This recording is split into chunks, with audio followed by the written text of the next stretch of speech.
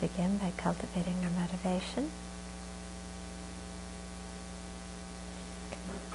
and really feeling the preciousness of this very moment, the preciousness of being alive with the opportunity to listen to the Dharma and put it into practice.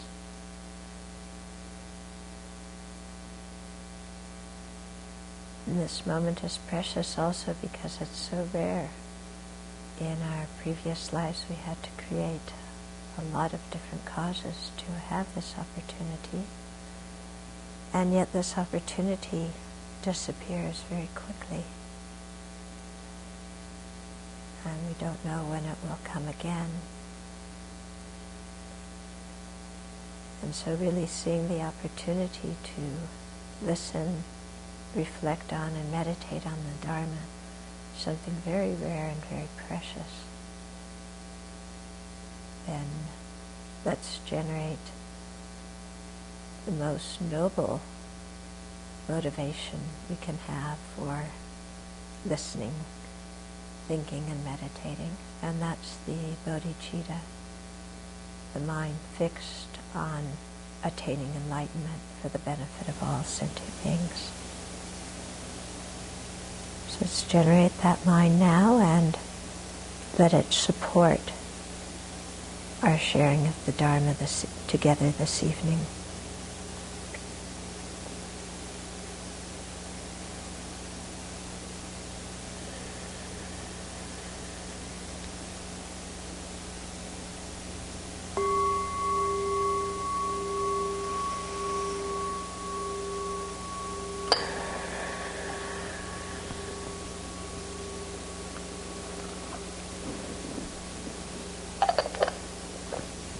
So it's been about a month, if I remember correctly, and I'm not sure I do. We are going to start the section on offering to those who have attained the spiritual path. We didn't cover that last time, did we? Okay. Did we finish giving in particular to those who harm us?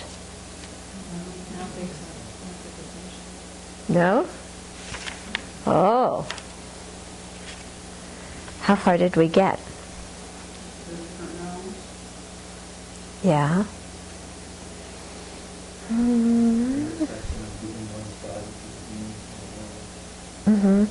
Yeah. So it's talking about, okay, if we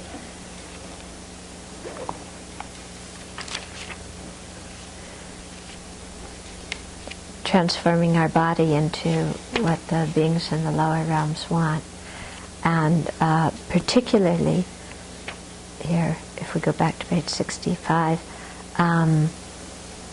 we're talking about the beings who harmed us, but to remember in the process of doing so that they have all been our mothers before, and to remember that we too have harmed them in previous lives.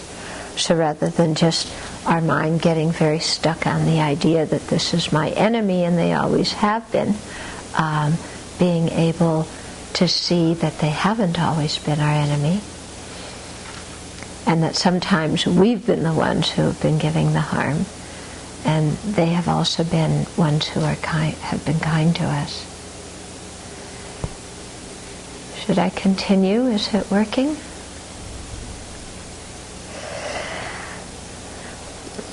For the people who are listening, we've had a major technological meltdown, and we've had to purchase 2 new cameras, one to record, one to stream, and a new computer in order to do this with, because our old computer wasn't able to do it.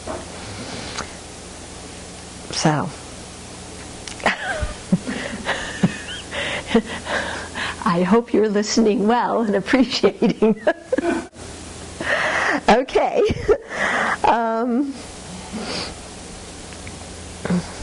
Okay, so the Namkapel, our author, says, since this is their right, because we have a debt of kindness to repay to them, because the people who've harmed us have also been kind to us.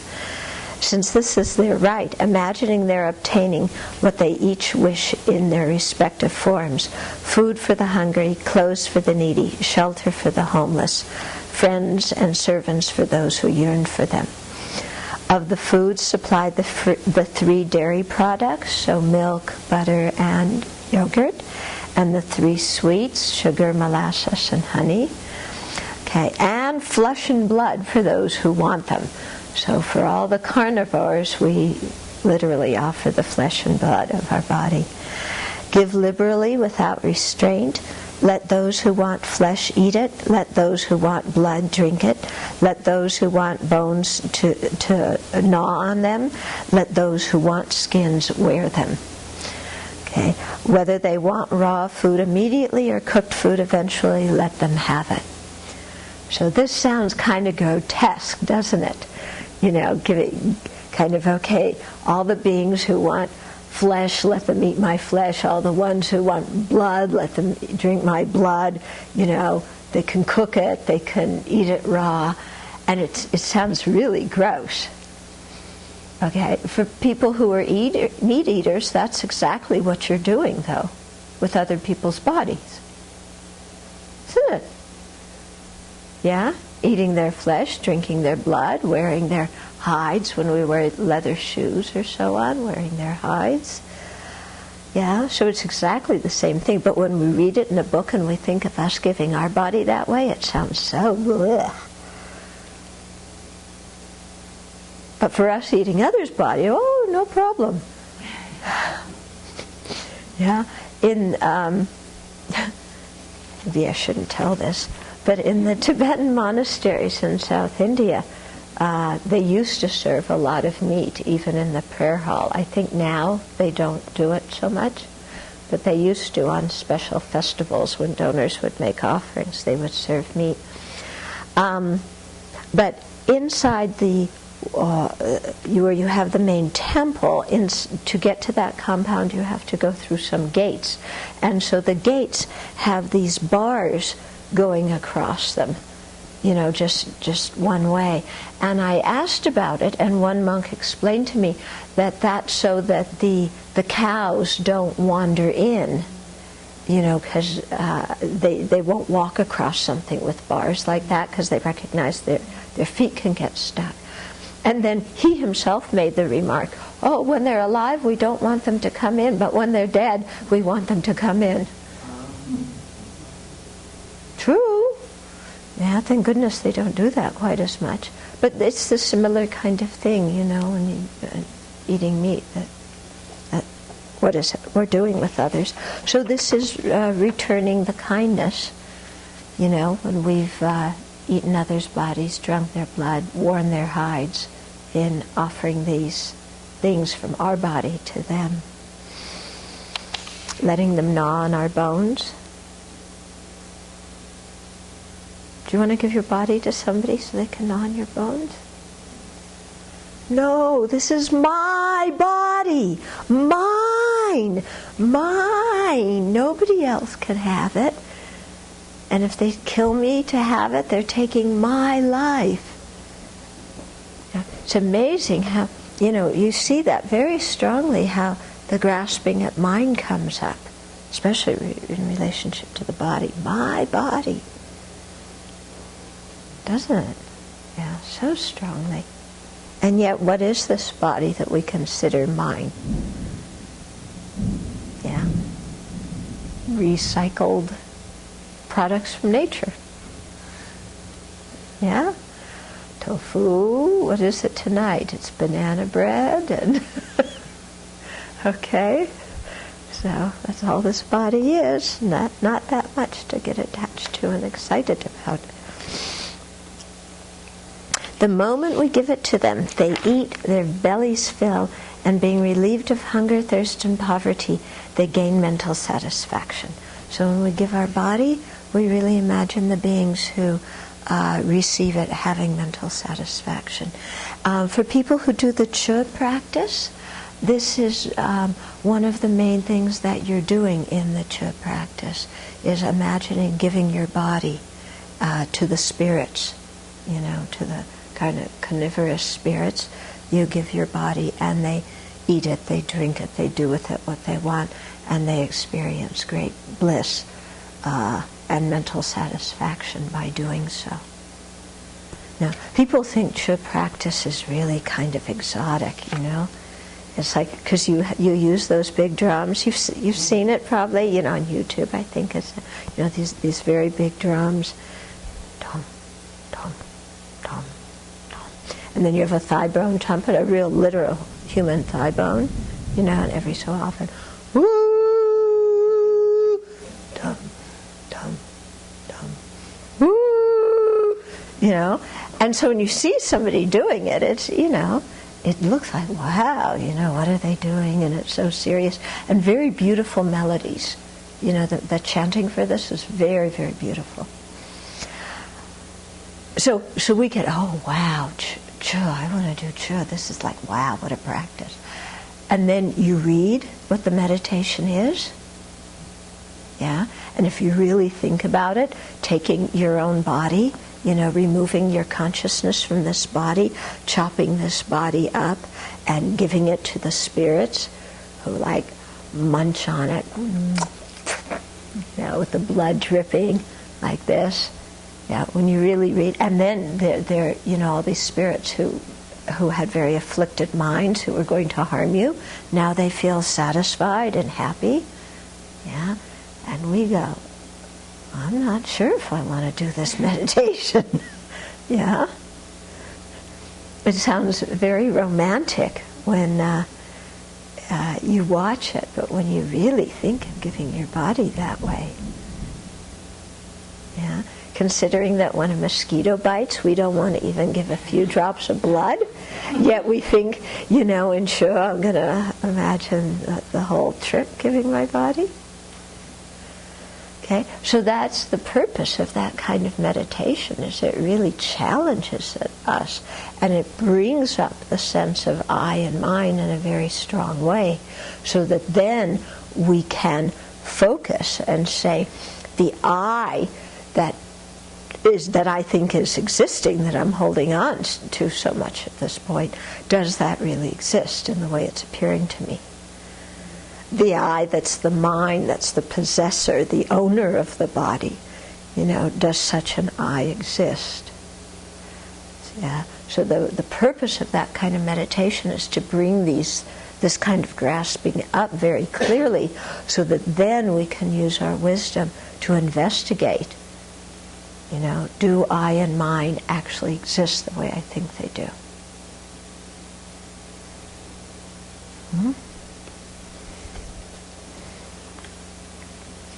So actually, if you do this meditation and you feel a little bit uncomfortable and scared, it means that it's good, because then you're getting the sense of I and mine to look at. Of course, whenever we get that sense, we get so scared that we stop. Don't we? Yeah, even when we're scared about something else, how often do we stop and really say, oh good, now I can look at I and mine. There it is. The object of the self-grasping is so vivid. At that time we forget all about it, don't we? All of our dharma gone beyond, forgotten. So be it. So this is exactly the time when we need to recall it. Mm-hmm. Okay. So they gain mental satisfaction. Their malicious thoughts and evil deeds are pacified. Okay. The altruistic intent of awakening mind is born in their mind streams, and the two collections of merit and wisdom are perfected. Imagine that thereby their mind streams are imbued with the bliss of the perfect body of truth. In other words, the wisdom dharmakaya. Okay? So this part is quite nice, really thinking that these beings who suffered so much from malicious thoughts and grudges and vengeance, that their minds are satisfied. So a lot of times when people are angry at us or hold grudges against us, we're kind of nervous and we're afraid of them. Like now, everybody's afraid of terrorists yeah, and kind of nervous, or if somebody was stalking you, you're kind of, you're nervous about it, and what's going to happen. And in this kind of visualization, instead of being nervous and anxious or terrified and frightened of these beings, what you do is you give them what they want mentally, and you imagine, because you have a sense of their suffering and how much they suffer because their minds are so filled with vengeance and grudges, and how suffering their mind states are. And so you imagine that by giving them this gift, the suffering in their mind ceases. And so their wish to destroy other people's happiness in order to feel good, because that's what revenge is, that wish inside them is completely pacified, and that their mental suffering is pacified, and therefore they don't create all this negative karma from harming others through holding grudges and having revenge. In the Vajrayogini practice, for the people who do it, there's one part called the Kusali offering, where you imagine ejecting your consciousness from your body, and then chopping your body up, using your skull as a bowl, and putting the parts of your body in there, and then transforming that into blissful wisdom nectar. And you offer it to your root teachers, to your direct teachers, to the lineage lamas, to the Buddhas and Bodhisattvas, to the dakinis and protectors, to all sentient beings. And at the end you offer it especially to those who wish to harm you because of some karma that we have with them from us having harmed them in the past. And personally, I find that part of the visualization very good, because you're really thinking of the suffering, the mental suffering of the people who, due to whatever I did in the past, or due to whatever kind of misunderstanding they had about my actions, or whatever the reason is, have very strong grudges and want to harm me, and just instead of thinking, oh, I'm afraid of them and what are they going to do with me, really putting myself in their shoes and thinking, wow, how much they're suffering. And here, by my making this offering, may they be freed of all that suffering. And I find it quite effective for the mind to do that. Because it's very often the opposite way than how we feel like reacting towards those people, isn't it? But it's quite effective. Okay. There is a verse which says, the result of help is happiness, and the fruit of harm is misery. See your own condition as an example, and do not inflict harm on others. Okay? So if we're making this offering to repay the debt that we had because we inflicted harm on others, then to remember this, and next time the urge comes in our mind to inflict harm because we have hurt feelings, or our trust has been betrayed, or people haven't treated us the way we think they should, instead of having this mind of revenge and wanting them to have a taste of their own medicine, to remember the result of help is happiness, the fruit of harm is misery. Okay? And then seeing from our own experience that whenever we dish out harm to others, it comes back to ourselves. And so why do that? What's the purpose? Okay. So this is, it's very important that we train ourselves this way, because sometimes when we get really angry, like when somebody has really pushed one of our buttons big time, and our mind just gets so tight. You know how that happens? You feel that sometimes? Your mind just like goes, and it's like so closed down, and I am never going to forgive them. I hate them. And, and to think, wow, what am I doing to myself when I let my mind get in that state? Yeah, because that kind of mental state is harming me foremost. Yeah, it's making me miserable now. It makes me create negative karma, which will bring suffering upon myself later on. So why hold on to that mental state? Why? Yeah. But then sometimes people tell me, yeah, that's all sounds very reasonable and logical, but in my heart I can't let go of the anger. You know? I want revenge. I want them to know that they hurt me. I want an apology. I want. Yeah? That's a, and that's a horrible state of mind to be in, isn't it? It's so much suffering because we've completely given our power away. Yeah? And we've made our power dependent upon somebody else suffering, thinking that if they suffer, we'll feel better. And then we write Christmas cards, may the world live in peace and all beings be well and happy. You know? So this is the time when we really have to look at our minds and, make things concordant instead of, writing one thing and thinking another.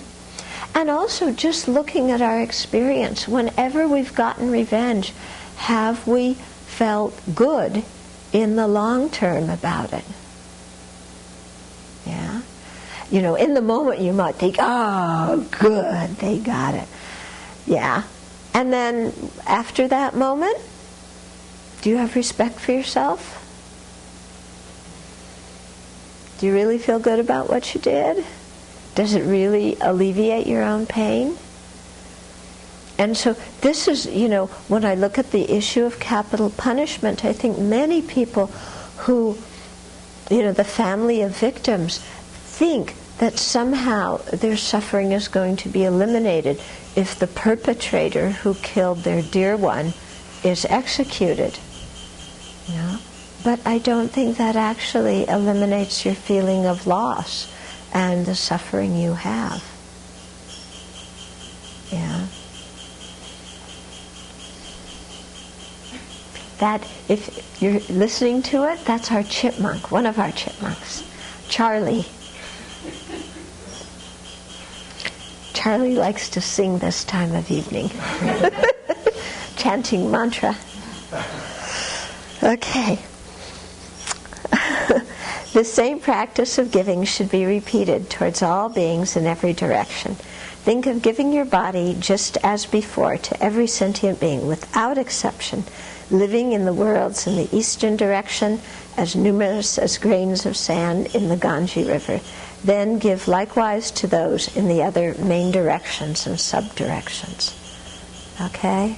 So in other words, to all living beings, you imagine giving your body in all the different ways that we described before, transforming it into a wish-fulfilling jewel and it becoming whatever they need and so on. Yeah. Just another warning to the people who are in our audience. It sounds like there's a thunderstorm approaching, so if all of a sudden the screen goes blank, it means, because that happened once during Thursday night teachings, it went boom and then blank. So that's what happened.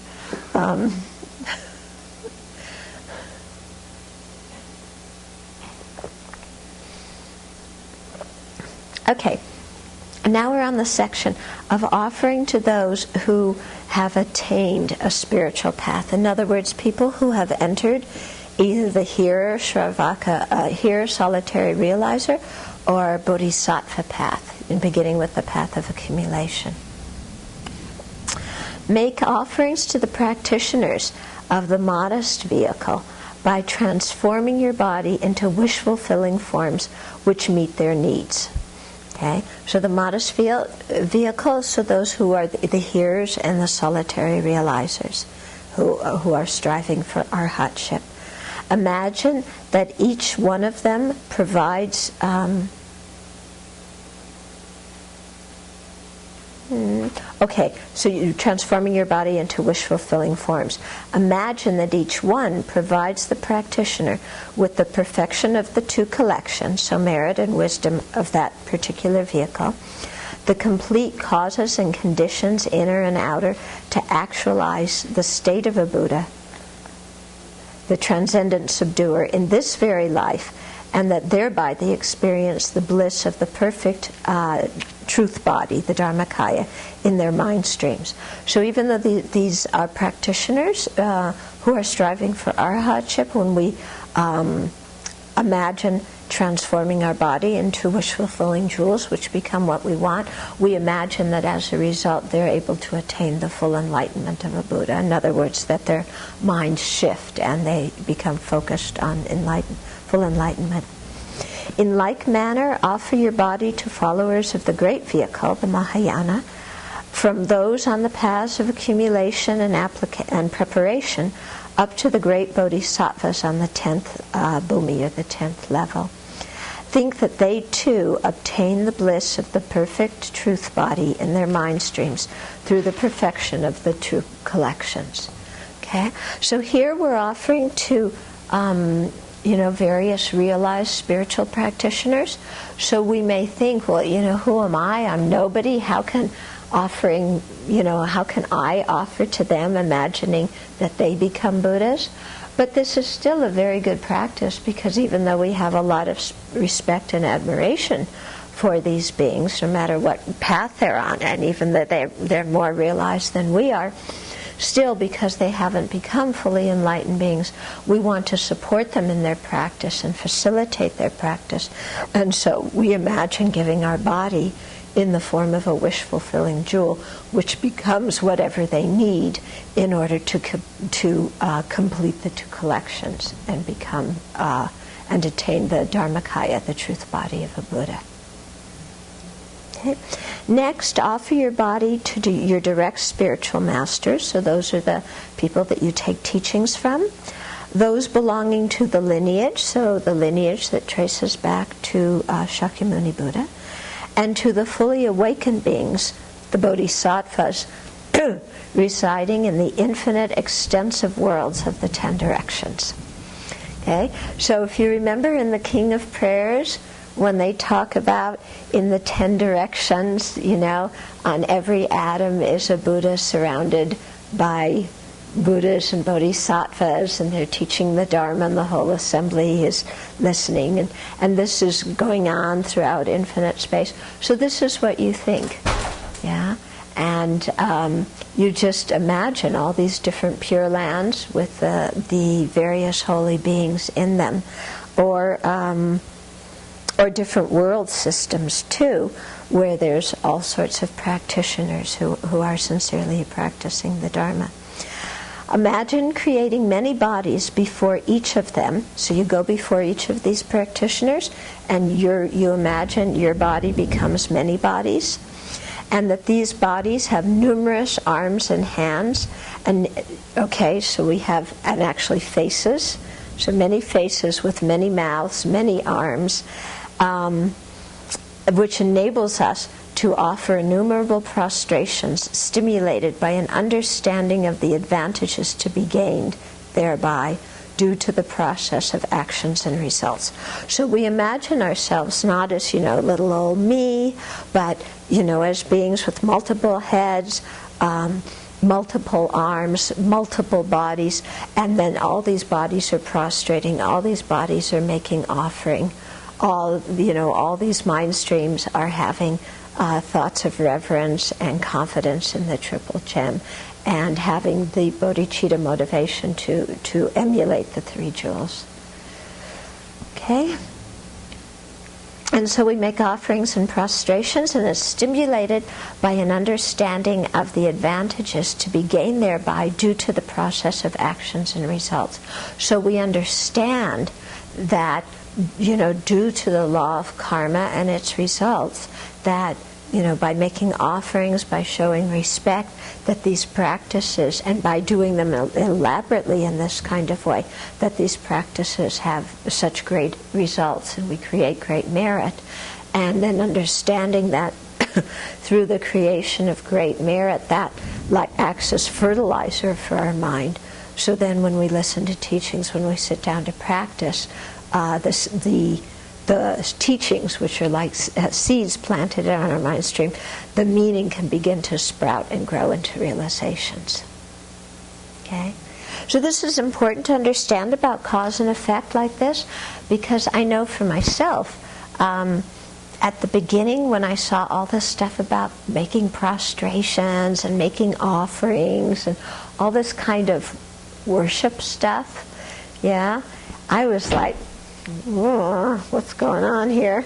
But then when you understand something about karma, and you see that it's not just giving offerings because somebody else wants you to, but it's making offerings because we need to transform our mind into a mind that takes delight in giving, and when we begin to have some confidence in the law of cause and of karma and its effect, and see that when we have a generous mind stream and act out of that, that's going to bring certain results, and when we have a stingy mind stream and act out of that, it's going to bring other very different results. So we begin to have some faith in karma and its effects.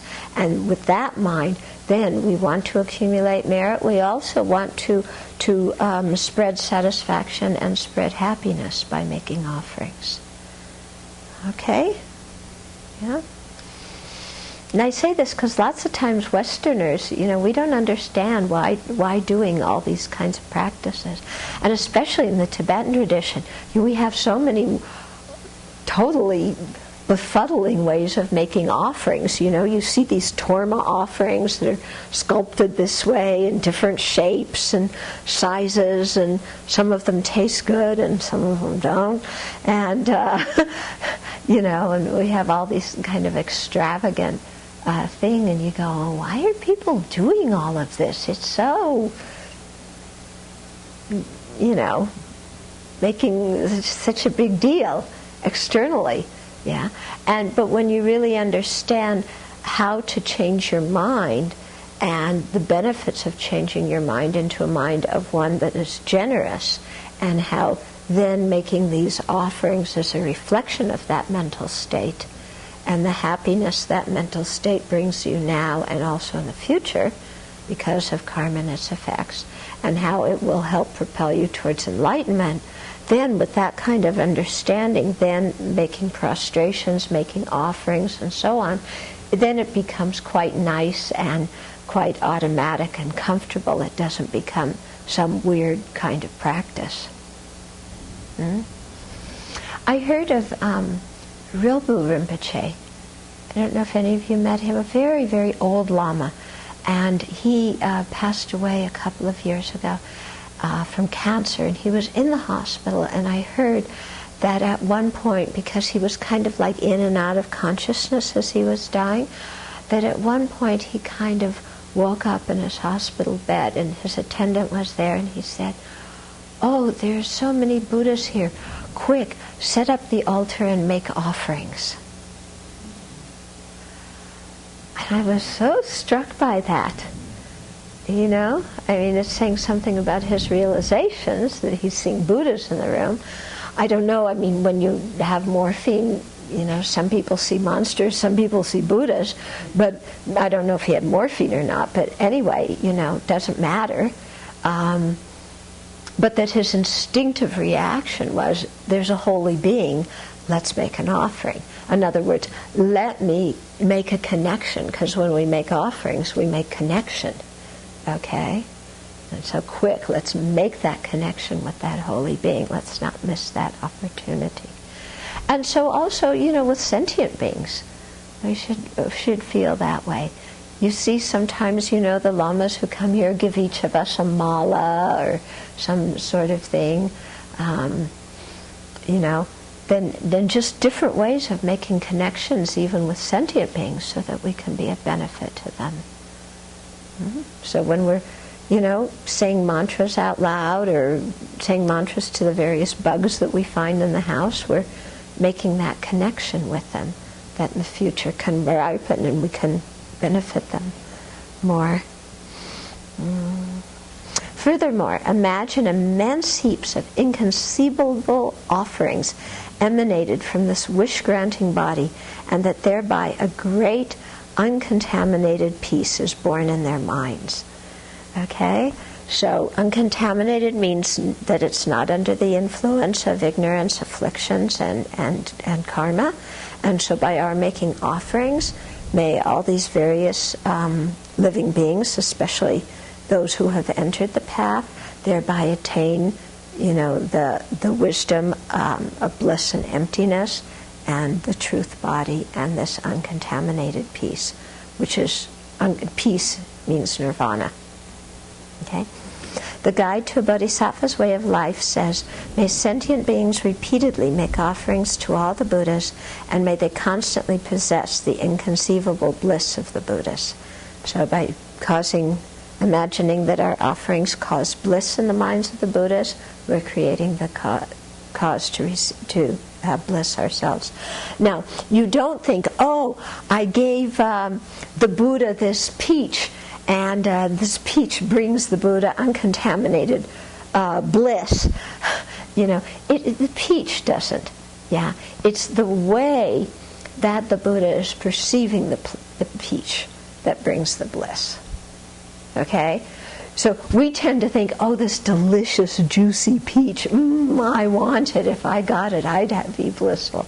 Well, that's not the kind of bliss the Buddhists are experiencing by means of our offering, because they're experiencing the bliss of seeing that the peach is empty of inherent existence, and that they as agents receiving the peach are also empty, and so on and so forth. So it's from the force of the Dharma wisdom that they're experiencing the bliss, not because some peach caused it, like we think. May bodhisattvas fulfill the welfare of sentient beings as they wish to do, and may all living beings receive all that the Buddhas have intended for them. Similarly, may the solitary realizers and the hearers enjoy peace. And may all living beings receive all that the Buddhas have intended for them. What do you think the Buddhas intend for us? Yeah, full enlightenment. And all the causes and conditions necessary to attain it. Okay? Yeah. Are we ready to receive that gift? If the Buddha appeared before you and said, I will lead you on the path to enlightenment, are you ready to do it?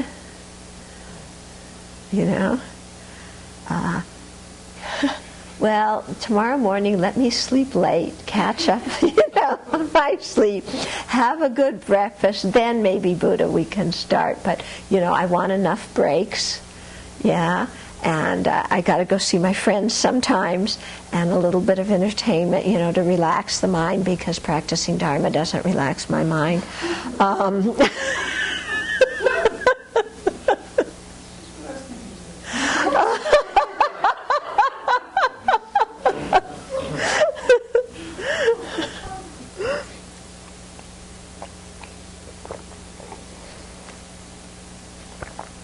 Okay. So this concludes the procedure for giving to the beings dwelling in the world. Okay. Now giving to the environment which the beings inhabit. Okay. So before we were giving to the beings, now we're giving to the environment. The reason we give to the environment is because the environment is the place where the living beings stay, and by improving the environment and the surrounding conditions, then it helps the living beings have temporal and ultimate happiness. That's the reason why. To offer our bodies to the environment beings live in, we send them forth, our bodies, we send them forth to infinite worlds within the 10 directions in the aspects of wish-fulfilling jewels. So we imagine our body becomes wish-fulfilling jewels. We send those out to all the infinite worlds in which sentient beings dwell, and all the different realms and places and so on. Transform all impure environments filled with decayed logs, thorns, bushes, sand, crevices, cliffs, wasps, hornets, what else? Mosquitoes, ticks. Huh? Spiders. Yeah, cockroaches, whatever it is. You transform them. Very interesting. Here, the environment's filled with decayed logs, thorns, bushes, sand, crevices, cliffs are all inanimate. And what did we fill the environment with that was troublesome to us? Sentient beings. Isn't that interesting? Mosquitoes, ticks, spiders, cockroaches. Very interesting that we did this. But this is talking about the environment. Okay? So we transform the environment into wonderful pure lands in the nature of various precious stones, as level as the palm of your hand, open, extensive, and smooth to touch, stainless and bright, perfumed with sandalwood, scattered with celestial flowers, and fenced and bordered with jewels. So this is a description of a pure land. And it's a description of a pure land for deluded minds like us. Okay?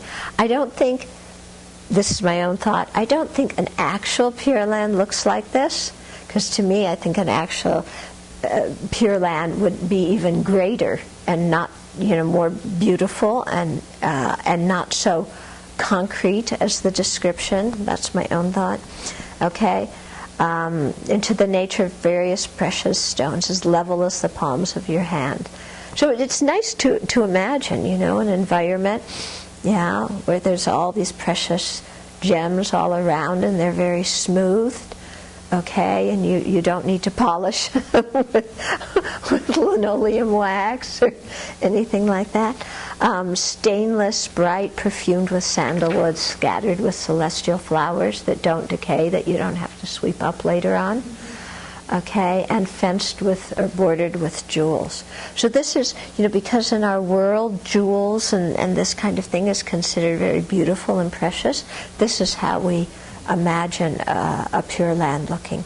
I remember, though, one day taking a walk in the autumn when all the leaves are turning different colors, because sometimes in the description of the pure lands the leaves are made of jewels. And I thought, if the leaves were made of jewels, they actually wouldn't feel the same way as leaves that we touch, that blow around in the wind, and these beautiful colors that they are. Okay, but on the other hand, leaves made of jewels may look more beautiful because they may sparkle more, and so on and so forth. Okay, so these pure lands are filled with powdered gold, silver, and pearls, and covered with upala, lily, and lotus flowers. Okay, so you can imagine, here it says, there are beautiful lakes, pools, and ponds containing water possessing the 8 pleasing qualities, over which fly different kinds of water birds, singing sweetly, enhancing the scene. So here we have a very beautiful nature scene. So you can think of places that you've been, like just look out the door here, and look out the window here, and then embellish them and make them even more beautiful, and think that, this is the kind that we're creating a pure land by offering our body to all the Buddhas and Bodhisattvas. But whereas our environment, we have to replant the grass, we have to get rid of the knapweed, these kinds of things. In a pure land, you don't have to do any of that. And also in a pure land, they say that everything in the environment is teaching you the Dharma. So even the sound of the winds in the trees is a Dharma teaching on impermanence. Yeah? And so you can watch, It was interesting because as I was talking, Charlie the chipmunk ran by with a bit of our preta offering in his mouth, dashing around, and you think, oh, beings caught in the lower realms, being so close to the Dharma yet so far away, and may he be freed from, or she be freed from the misery of the lower realms. May no beings ever fall into those kind of rebirth. So just things that you see in your life can become Dharma teachings for you. Okay, the lightning that we're seeing right now, the same way, precious human life is like a flash of lightning in the dark of night. So, Shantideva said, and how, most of the time our minds are so obscured and we're reborn in unfortunate rebirths, and then this precious human life, which seems so long, is actually, like a flash of lightning in all that obscuration. And so to really make use of it while we have it.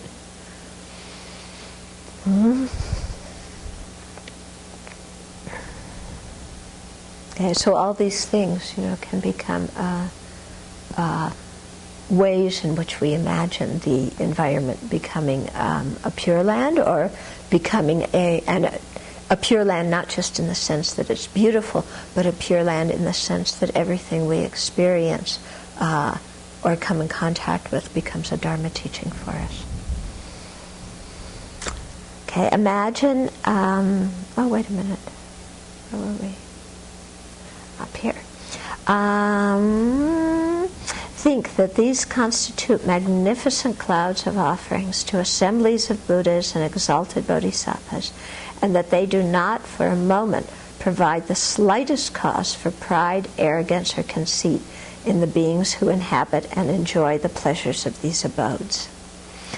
So in ordinary samsaric beings, when they are in a pleasant place, they tend to be arrogant and conceited and full of pride.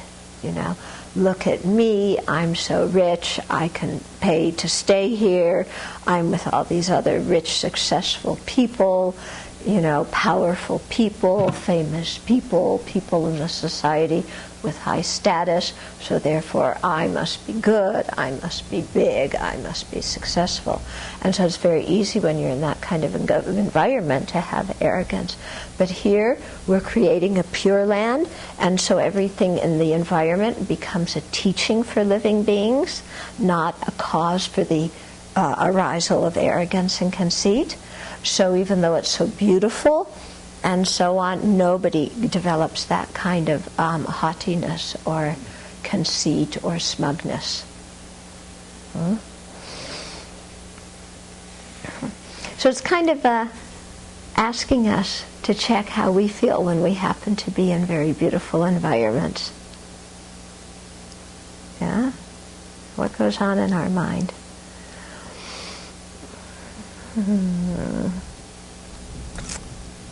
Think that on the contrary, all these beings realize enlightenment due to such favorable conditions. The guide to a bodhisattva's way of life says, "May everywhere the earth be pure, free from stones and pebbles, level as the palm of my hand, and smooth in the nature of aquamarine." So this is one of the verses in the morning prayers that we do. May all embodied beings uninterruptedly hear the sound of the doctrine, issuing from birds, trees, beams of light, and even from space. Okay? Then, giving away our possessions. Those to whom we should give are the same order as before. So we completed giving away our body, now giving away our possessions. So essentially it's saying we're going to do it the same way we did before.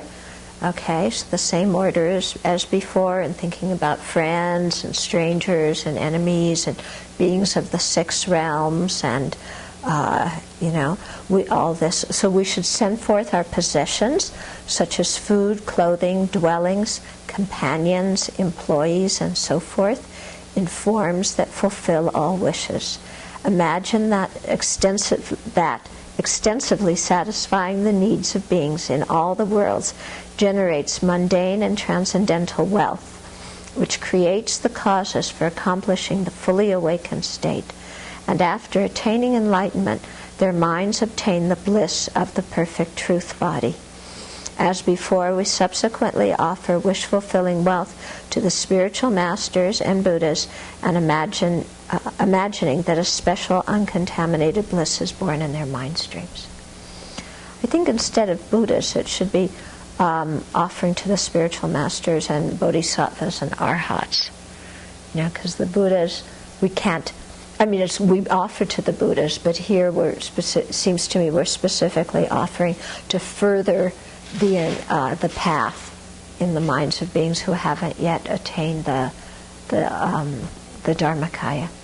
Okay, so it's essentially saying to do the same kind of meditation that we've just been talking about, but instead of imagining giving away our body and our body becoming a wish-fulfilling jewel, or our body multiplying and expanding and going out, that instead we're taking our possessions and giving them away. In the same way, and that beings are experiencing bliss, temporal and ultimate bliss. They're gaining realizations. We're purifying the environment. We're offering to the hearers, the solitary realizers, the bodhisattvas, to our spiritual mentors, to everybody. Okay, so the same thing. Except here it's our possessions.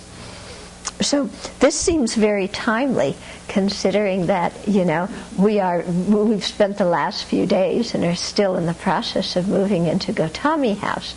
And so since people are, almost everybody is changing rooms, all of you are, aren't you? Everybody except me. Is changing rooms where they live. And, so it's a chance to really give away things that you've been accumulating, and to make charity. And so here's this meditation that goes along with it.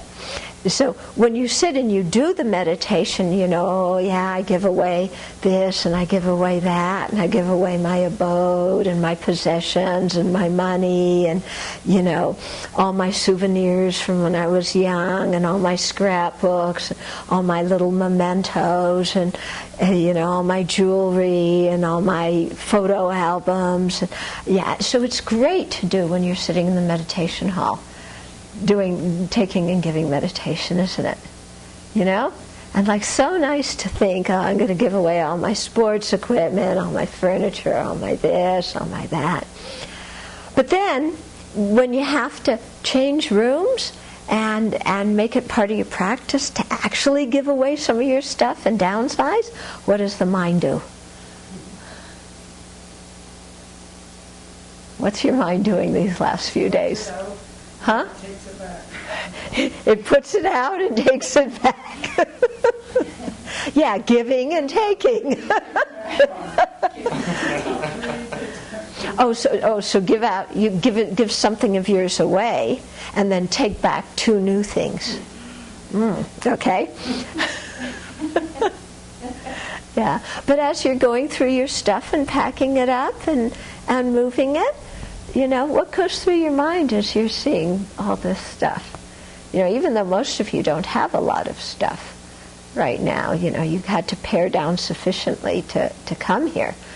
But still, look at how, even though, we might think, I'm so renounced, I don't have very much stuff compared to what I used to have. But does our mind relate to the little stuff we have? It might even have more attachment than we have, So how's our mind handling this? And when you look at different things and, maybe you think to give them away and then you see that in somebody else's room and they're using it, but not in the way that you think it should be used. Because has the mind really given up the sense of this is mine? Yeah? Or do you kind of look over and survey all your stuff and think, if I give up that pair of socks, for sure in the winter my feet are going to be cold. I can't give them up. Very interesting, isn't it? What our mind does. I haven't seen the bags in the furnace room for the Goodwill getting much fuller. Did you put your old socks in there? Somebody did for me. Oh, somebody did for you? Oh, I didn't this time. I used one of your old socks as a rag. That had holes in it. I thought it wasn't worth giving away. Yeah. But it's amazing, isn't it, how much we hang on to stuff? No? And even though we talk about, oh, yes, generosity creates so much good karma. But this is my book. And I haven't looked at it in 3 years, but I'm not going to give it away. Yeah. Mm-hmm.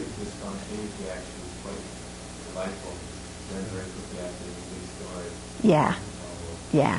This is a very good point, that sometimes it's quite amazing to see that our spontaneous reaction is to give. You know? I mean, we just look at something, as you clean something, you know, it's like, oh, yes, I can give this. And then the next thought is, no way. But it's interesting sometimes how the spontaneous thought is to give. And then the mind, the superstitious mind, the mind of Namtok, says, oh, but if I give, then I won't have. Yeah, so I can't give. I think what you said about holding on to the other stuff that we have even more. So like I've always found that I like to get rid of stuff and make me feel quite good. Uh-huh. It's just so relieving. Just like, you know, you're holding on to it and you're so attached to it. And you're just like, this is garbage, I don't want it. It's just, I don't use it. I'll never use it. You know, I'm just going to give it to somebody or whatever. And that feels really good. Mm-hmm. I've always liked that. And then, like, you kind of cut your possessions in half. You get rid of half. And then you have the other half. And you're like, oh, but this stuff, I've gone through it. And I've made sure that not only is it necessary, but it's quite important to me, you know, sentimentally, and you know, so you kind of like rationalize how that stuff's more important than the other crap that you threw out that you never needed to begin with. And then, you know, 6 months later... Here, you should be saying this here. Come up here and say it. I won't be able to be in all the glory. Come on, sit down so they can see the camera. So, I was saying that I often go through my stuff and get rid of it kind of regularly, and it always brings a really good feeling because I'm holding on to something very tightly, and I feel like it's so important. Is that good? And then I just throw it out, and I feel so relieved afterward because it's just kind of weight taken off the mind, I guess I would say. And so it's like taking my possessions and kind of getting rid of half of them, and then, you know, the other half I've rationalized and kind of deduced why these things are more important than the crap that I threw out that I never needed to begin with. And then 6 months later I go look at that stuff and I'm like, well, you know, this half of this stuff I don't really need so much. It's just actually just garbage. I was just holding on to it out of a mind of attachment. So I'll just get rid of that. But these, you know, these few things that are left, they're quite important, and I should really hold on to them because I'll definitely need them. You know, as you said, I haven't used or even seen them in over 2 or 3 years, but definitely I will need them at some point. So that's kind of my process. Yeah. Anybody else have comments? How you've been working with this process of moving? Are you watching the I and mind come up? Yeah? Uh-huh. Mine wasn't so much about the stuff. I have to do the camera. I have to do the camera. So mine wasn't so much about the stuff as it was about having a private room. Venerable Tarpa and I had agreed and talked about beforehand that it would be really lovely to actually continue to share our space, and I thought in my mind it would not be good for me actually to have my own room. It's really good for me to have the consideration of living with somebody. I think it's very, very healthy for me, rather than to just be able to come and go at any hour of the day and night and turn the light on when I want to and read as late as I want and all the things that I can't do with the roommate that I have. So that seemed like a very clear decision, and I was very happy with it until people started moving furniture into their private rooms. And then Tarp and I are kind of together. I mean, it's big enough, but we're pretty close in there. And then, Venerable Semke's got a new rug, and she's got this really nice bookcase, and her room is huge. And what was I thinking? So it was very fun to watch that come up, because it was so obviously like, oh, what about me? It was like a cartoon. So it was very easy to watch. So in fact, Venerable, your teaching just the other day was, when those things come up, when do we say, my mind is not perceiving this picture accurately? I'm not perceiving the nature of reality accurately. It was a very, very helpful meditation. But that's where I started grasping, was my own space. Because everybody else is getting a beautiful new space. And I have a beautiful new space too, but it's kind of crowded compared to others. But I'm actually quite happy, Tarpon. I don't know where you are with this, but I've recommitted. Okay. Anybody else?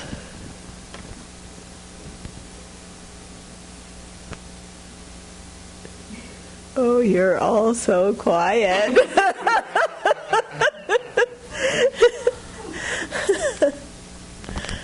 Uh-huh. Yeah.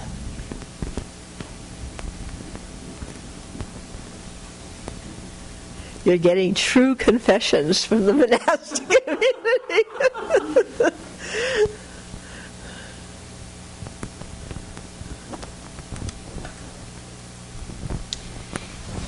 Well, a couple things for me. One is whenever there's moving going on, it always reminds me of when my mom died and us kids went and cleaned out her house, which she lived in for over 50 years, and it was just jam-packed. And that process, it was like, at first it was like, oh, things we should keep because it's a reflection or a reminder of her. And after we got into it, pretty soon it was like, out, everything out. So moving always reminds me of that. So that was a helpful experience because through that, I kept seeing that all of that stuff had no meaning, on her life and all that stuff she had around her. Didn't do a thing. The process here for me, I think what my mind is doing is it's kind of similar to yours, where you kind of watch and see kind of who's getting what. It's kind of that mind. Who's getting what? Where's it going? So it's kind of that mind. It's interesting. Who gets to keep this in their new room? Who is it? Who, the piece of furniture is getting taken away. Yeah. Why is it going there and not to me? And how come they get to take 2 boxes of stuff and Venerable keeps looking at me?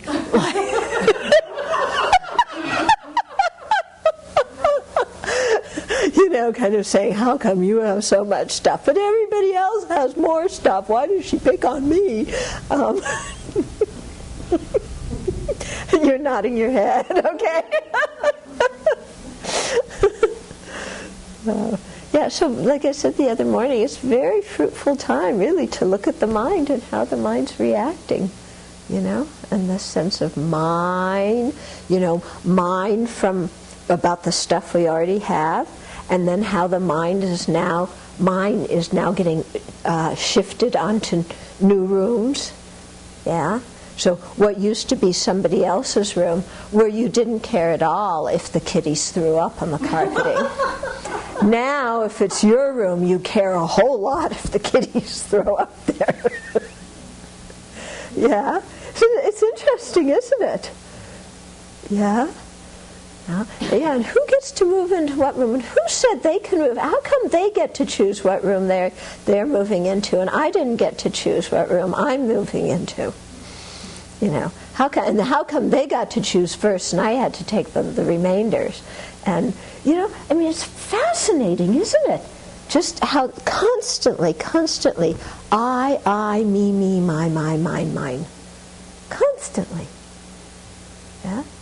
And yet after we move in and we get settled, we're going to forget all about the whole thing. Hopefully. Because if you don't, you're not going to make it here.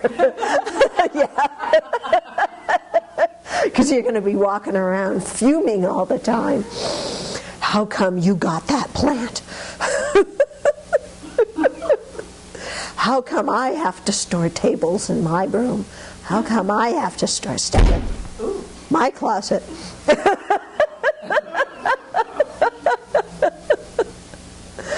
Yeah. So, yeah. There's a question from one of the viewers, and this goes back to when you were speaking earlier about the Buddhas and how they felt bliss because they saw the emptiness. The question is, are the Buddhas also experiencing bliss because someone is making offerings, i.e. because of the act, not the substance? Okay, so are the Buddhists, when they experience bliss, experiencing bliss not only because they're experiencing bliss and emptiness from the offering, but also because they're very joyful that somebody else is making an offering? Yes, definitely because of that. You know, because they want the best for us. And so when we're actually doing something that creates virtue, of course the Buddhas and Bodhisattvas are very happy about it. So we're way over time.